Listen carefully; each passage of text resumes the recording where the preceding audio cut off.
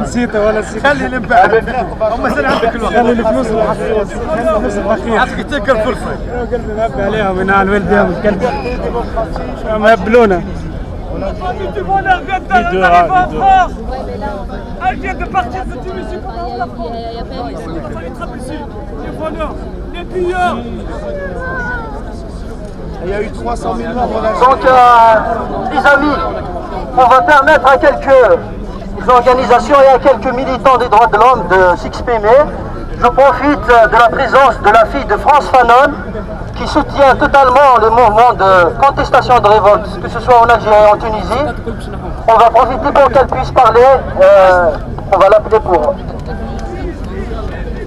C'est la fille de Frantz Fanon, un grand militant pour la libération au niveau de tout le tiers-monde. C'est l'auteur de Damnés de la Terre.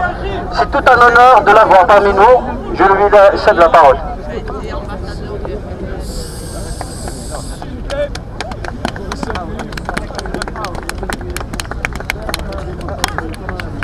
D'abord, bonsoir. Je vais penser...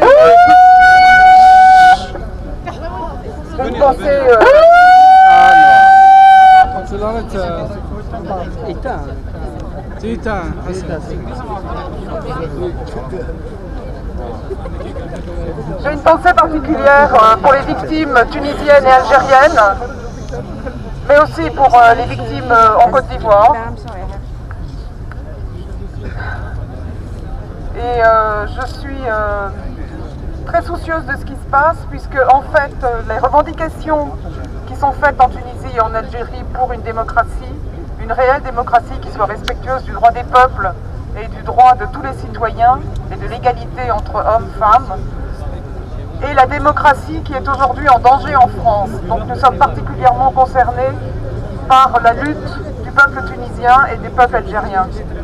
C'est pour ça que je pense qu'en tant que démocrate et en tant que personne qui lutte pour les droits des peuples, nous devons d'être à vos côtés, nous devons d'être aux côtés des Tunisiens en Tunisie et des Algériens en Algérie. Il n'y aura pas de paix, une véritable paix juste et sociale, sans la liberté pour des peuples qui sont à l'heure actuelle sous domination et sous dictature. Il est donc très très important que la lutte pour le Maghreb des peuples se réalise au plus vite, et nous espérons beaucoup, enfin moi personnellement, j'espère beaucoup que la jeunesse tunisienne et algérienne permettra que notre jeunesse ici bouge et comprenne que tout ceci nous concerne tous, et qu'il n'y a pas, s'il n'y a pas un endroit au monde où il n'y a pas de véritable démocratie et de paix et de justice, nous ne serons jamais libres. Nous sommes tous responsables de ce qui se passe. Donc je soutiens totalement votre lutte, et je pense que cette année c'est le 50e anniversaire de la mort de Frantz Fanon.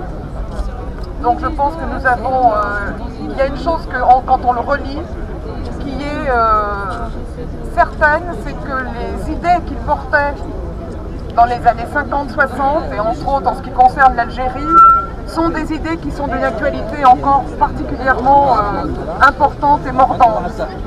Donc nous avons aussi à continuer le combat de ceux qui se sont battus pour la libération des peuples. Je vous remercie. Merci. On passe la parole à M. Bendala. Comment pensez-vous du silence de l'Occident face à tout ça? Que penserait Frantz Fanon? Non mais c'est un pardon. Moi, je m'exprime au nom du syndicat, du comité international de soutien aux syndicats autonomes en Algérie. Et je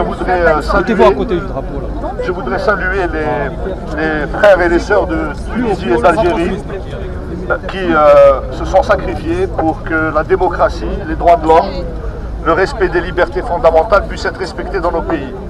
Je suis très content de voir aujourd'hui des Tunisiens et des Algériens, peut-être aussi des Marocains et d'autres, du Maghreb ensemble, ici. Ça prouve que nous pouvons avoir un destin commun, un destin de liberté, un destin d'échange et de justice. Je vous salue à tous, la lutte continue et nous soutenons résolument les révoltés en Algérie, en Tunisie et partout dans le monde. Merci. Merci, monsieur. On passe la parole à Guillaume du MJS, qui sont présents ici. Merci beaucoup. Je voulais bien sûr vous assurer de tout le soutien des jeunes socialistes français dans la lutte que les jeunesses tunisiennes et algériennes mènent en ce moment dans leur pays. Et faire passer quelques messages simples. Nous appelons déjà à la libération de tous les prisonniers politiques qui se croupissent en ce moment dans les geôles algériennes et tunisiennes. Ce sont des détentions politiques et ça doit cesser urgemment. Et le gouvernement français, plutôt que de proposer d'envoyer sa police, ferait mieux de faire pression sur les gouvernements algériens et tunisiens pour faire libérer et surtout cesser la répression.